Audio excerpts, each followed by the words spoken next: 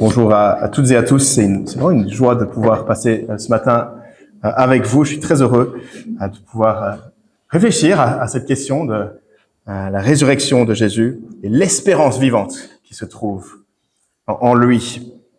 Alors, il me semble que nous recevons des messages et des tas de messages à tous les moments de notre vie. Pour l'instant, c'est vraiment le cas via les messages, via les réseaux sociaux, bien sûr, messages vocaux qu'on vous laisse, parfois de 5 minutes, et vous devez les mettre en x2. Les messages par mail, vous en avez trop, des messages, des appels. Et oui, encore de nos jours, il est possible encore de recevoir des cartes postales et des lettres écrites à la main. Ou peut-être votre coloc qui vous laisse un petit message sur un post-it, comme quoi il faut aller acheter du pain, parce qu'il n'y en a pas. Nous recevons des messages tout le temps. Et certains messages sont plus importants que d'autres. Si vous attendez de connaître vos résultats de l'examen, si vous avez été repris après l'entretien d'embauche, si le message provient du service public des finances pour vous dire que vous allez recevoir de l'argent, ça c'est beaucoup plus important que de cette peut-être publicité qui arrive dans votre boîte aux lettres ou ce message inutile dans un de ces nombreux groupes WhatsApp que vous ignorez. Ce message, nous allons recevoir un message, de Dieu lui-même pour tous, qui est contenu dans ces phrases qu'on va lire, qui sont imprimées sur nos feuillets. Actes 17, versets 30 et 31. Il s'agit d'un discours, 1er siècle, donné par l'apôtre Paul, un des premiers disciples de Jésus-Christ. Et ce discours a lieu, en fait, lors d'un rassemblement de Paul parmi des Grecs, des personnes à Athènes, avec des personnes plutôt penseurs, influents, des philosophes de son temps, qui aimaient discourir du sens de la vie. Et ils sont un petit peu intrigués par ce Paul et ce qu'il dit à propos de Jésus, mais sans pour autant en être convaincus personnellement. Et donc, je vous invite à regarder cela avec moi. Lisons. Sans tenir compte des temps d'ignorance, Dieu annonce maintenant à tous les êtres humains, partout où ils se trouvent, qu'ils doivent changer d'attitude, parce qu'il a fixé un jour où il jugera le monde avec justice par l'homme qu'il a désigné. Il en a donné à tous une preuve certaine en le ressuscitant. Ce qu'on va voir dans ces minutes ensemble, on va regarder de près l'appel que Dieu nous fait pour que nous puissions y répondre de manière appropriée. Et j'ai 3 images pour nous aider à nous en souvenir. Et la première image, j'espère qu'elle va pouvoir se mettre là et vous la voyez. On n'a pas d'enfants cette fois-ci pour les tenir. On va juste faire comme ça. Vous voyez l'image ? Ouais, très bien. Il s'agit d'un haut-parleur. Un haut-parleur, car le premier point, c'est celui-ci. Dieu a un message. Dieu a un message pour toi. Je ne sais pas ce que vous attendiez à cela en venant ce matin, en vous levant. Dieu a un message pour toi. Et peut-être que certains se disent, Dieu n'a absolument rien à me dire. Il n'a qu'à me laisser tranquille. Ou pire, il a peut-être, ou peut-être mieux, il a quelque chose à me dire, mais qu'il le fasse vite et qu'il ne demande pas trop de moi. Qu'il me laisse tranquille. Mais Dieu annonce son message, nous dit Paul. Et oui, et c'est bien Dieu qui parle, le Dieu qui a créé l'univers, qui te donne le souffle de vie à chaque instant, le Dieu qui s'est révélé à travers les Écritures, à travers les années, et à travers son Fils en prenant la forme humaine en Jésus. Le Dieu qui règne, le Dieu qui est 3 fois saint, qui est au contrôle de toutes choses, qui est parfait, qui est bon et qui est fidèle. Et si c'est Dieu qui parle, il faudrait écouter. En principe, quel que soit l'interlocuteur, on devrait leur donner un peu de respect. Mais selon l'autorité de la personne, on devrait écouter plus attentivement, il me semble. Les étudiants vont me comprendre. Si ton camarade de classe te dit qu'il y a, selon lui, probablement pas d'évaluation la semaine prochaine, et puis si le professeur vous dit clairement qu'il y aura une évaluation, alors vous prenez note du professeur, n'est-ce pas? Dieu a un message. Est-ce que vous êtes à l'écoute?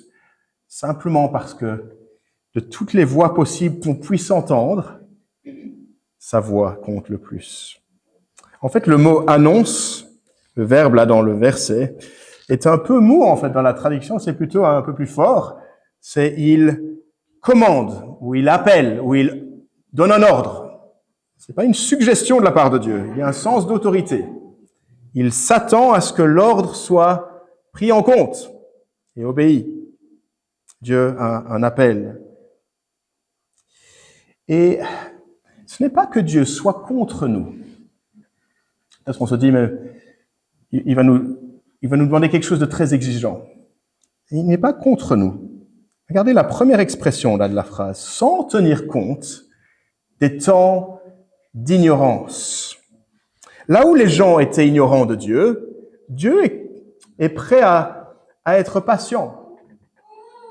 Dieu a un message pour nous, il est prêt à ignorer pendant un temps, ou à ralentir en tout cas sa justice, et à ignorer nos fautes pendant un temps. C'est un message qu'il va adresser, mais qui est, somme toute, encadré par sa bonté, sa bienveillance et sa patience. C'est un peu comme si Dieu donnait une prolongation de sa justice. Un peu comme le professeur qui donne un délai plus long pour qu'on rende le travail à temps. Il fait preuve de patience. La patience qui est nécessaire pour que les gens reviennent à lui.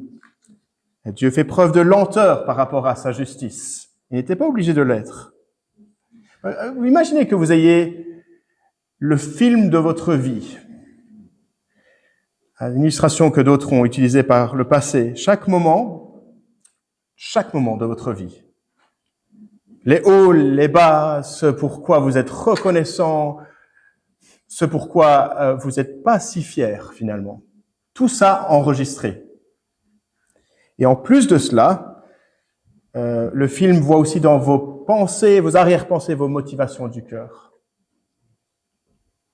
Les meilleurs moments et les pires moments.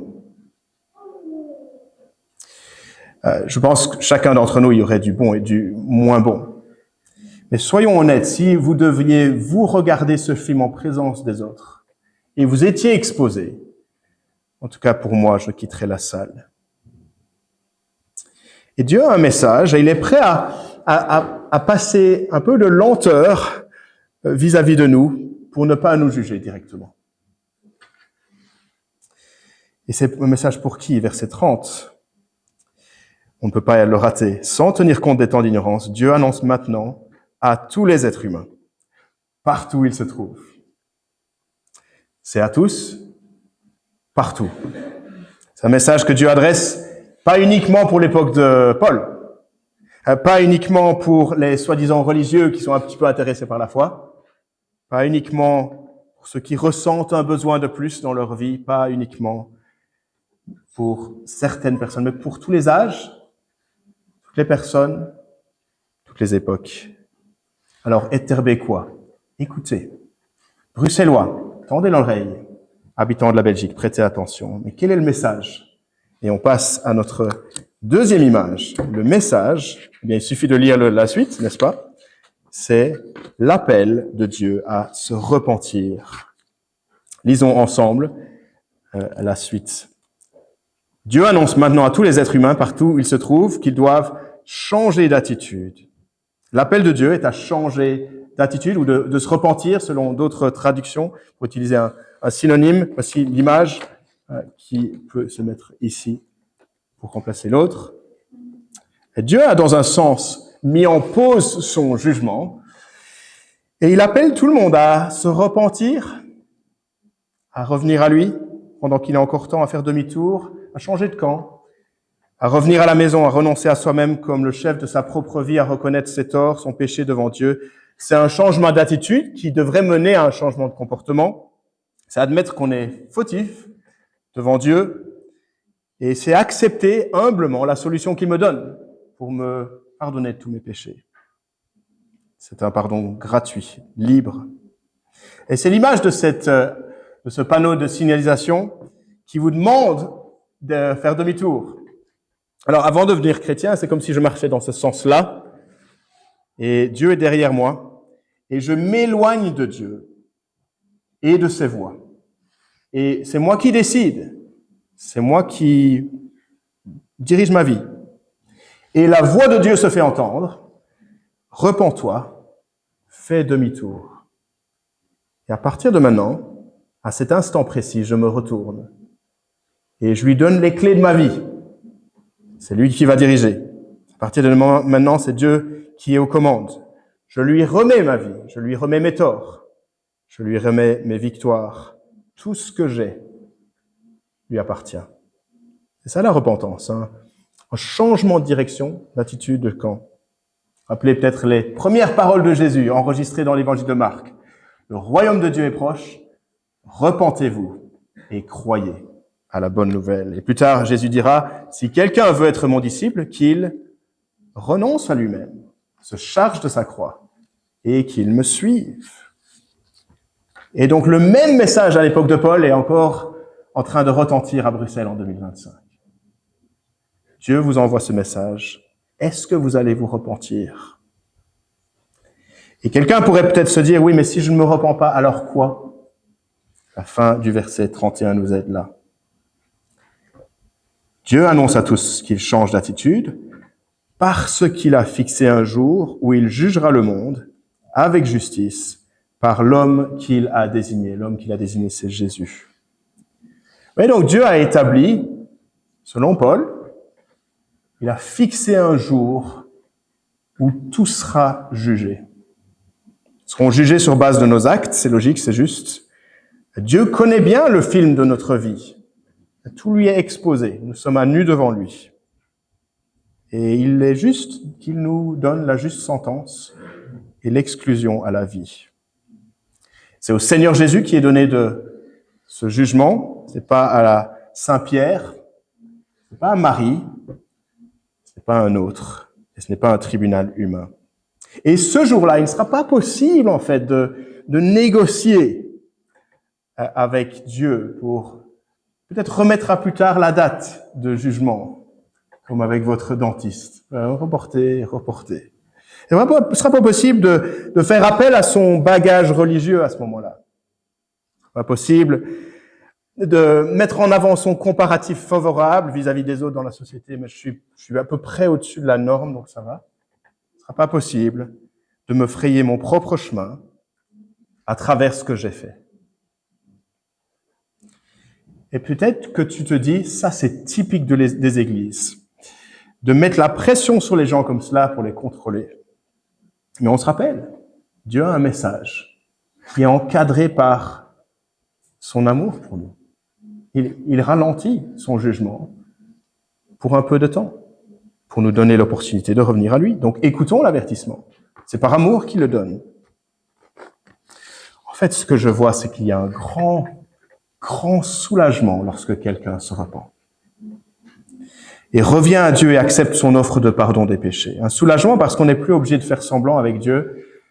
Un soulagement parce que admettre ses fautes, recevoir le pardon, c'est bien mieux que de persévérer à marcher dans le sens contraire à Dieu. Et puis Dieu ne vient pas nous appeler à nous lamenter sur notre culpabilité, juste pour nous apitoyer sur nous-mêmes. Il vient nous donner la solution. Reviens à moi et je te pardonne, et je t'aime, et je t'accueille, et tu seras mon fils, tu seras ma fille, tu seras dans ma famille. Dieu a un message, le message c'est de se repentir, car il y a un jugement certain. Mais il reste un dernier élément, il reste une image, et on pourrait penser à cet auditoire de philosophes grecs devant Paul. Il n'était pas très impressionné par Paul, qui ne croyait pas du tout au jugement dernier, comme beaucoup de personnes de nos jours d'ailleurs. Et c'est là où notre troisième image est importante, car la preuve qu'il y aura un jour de jugement, eh bien, est dans cette troisième image que je vous laisse ici. Est-ce que ça se met comme ça? Voilà. La résurrection de Jésus. Je vais vous donner un autre morceau comme ça. Donc, voilà. Est-ce qu'il y aura vraiment un jugement à venir? Comment est-ce que être certain? Ça semble un petit peu tiré par les cheveux, un peu farfelé. Tu me demandes de croire en quelque chose que je vois pas de mes yeux. Qu'est-ce qui se passe là? Eh bien, le verset nous aide. On a donné à tous une preuve certaine en le ressuscitant d'entre les morts. Il en a donné une preuve. J'aime comment, c'est vraiment merveilleux, n'est-ce pas, comment la Bible anticipe sur le fait qu'on aura du mal avec certaines choses et nous donne des preuves supplémentaires. Il nous attire notre regard vers les choses qui vont nous persuader, nous convaincre. Dieu a déjà donné la preuve que cet appel à la repentance, ce jugement dernier, il dit vrai. Qu'est-ce qui te persuaderait donc qu'il y a vraiment un jour de jugement? Réponse, la résurrection de Jésus est la réponse. Et on a envie de se dire, attends, la résurrection de Jésus, quel rapport? Quel rapport entre la résurrection, je vois pas le lien. La résurrection physique de Jésus, corporelle, est historique, il y a 2000 ans, attestée par les premiers disciples, les femmes qui l'ont vu, 500 ensemble qui ont vu Jésus à un moment donné ensemble. Et selon ce texte, la résurrection est un signe de la puissance de Dieu. Quelque chose qui nous dépasse. Quand quelqu'un meurt, il reste mort, mais pas pour Jésus. Il meurt et il est vraiment vivant maintenant. Il est plus fort que la mort. Et ce signe de la résurrection, cette preuve de la puissance de Dieu, nous assure que Dieu est miraculeux, est capable, est à prendre au sérieux. C'est aussi un signe, en fait, je pense, de la véracité de Dieu. Qu'il dit vrai, qu'il ne ment pas, qu'il ne bluffe pas. Après tout, nous sommes invités à croire Dieu sur parole par rapport à cette repentance et à revenir à lui et un jour de jugement. Dieu ment-il? Dieu dit-il vrai? C'est sa parole? Et avant de mourir, Jésus avait dit à ses disciples aussi, est-ce qu'on pouvait encore le faire confiance? Qu'il devait mourir, crucifié, rejeté et ressuscité. Et il l'a fait. Cela prouve aussi sa véracité, le fait qu'il dit vrai. Ce dimanche de Pâques, il y a des millions de chrétiens de par le monde qui célèbrent cette réalité, la résurrection historique, corporelle de Jésus d'entre les morts, qui prouve que Dieu est à prendre au sérieux, qui prouve que Dieu dit vrai, qui prouve qu'on a besoin de se repentir, qui prouve qu'il y a un jour de jugement à venir. Il en a donné à tous une preuve certaine en le ressuscitant. Et donc, je vous laisse avec la question la plus importante à poser. Qui que tu sois, ou quoi que tu aies vécu jusque-là, quoi qu'on t'ait fait, que tu aies vu, en bien ou en mal, que feras-tu de l'appel de Dieu sur ta vie? L'appel de se repentir, d'arrêter de marcher dans le sens contraire à lui. Baisser les armes, changer de camp, prendre Jésus au sérieux, son appel, son offre. Ce Dieu qui dit vrai et qui l'a prouvé par la résurrection physique, corporelle de Jésus. Qu'est-ce que tu attends? De plier le genou devant Jésus, ton Seigneur. Sache que quand tu le fais, il y a de la joie dans le ciel parmi les anges. Et il y a de la joie, bien sûr, chez nous. Un message. Tant de messages, n'est-ce pas, dans ce monde aujourd'hui? Message à tout va. De tous les messages, Dieu s'adresse à nous ce matin.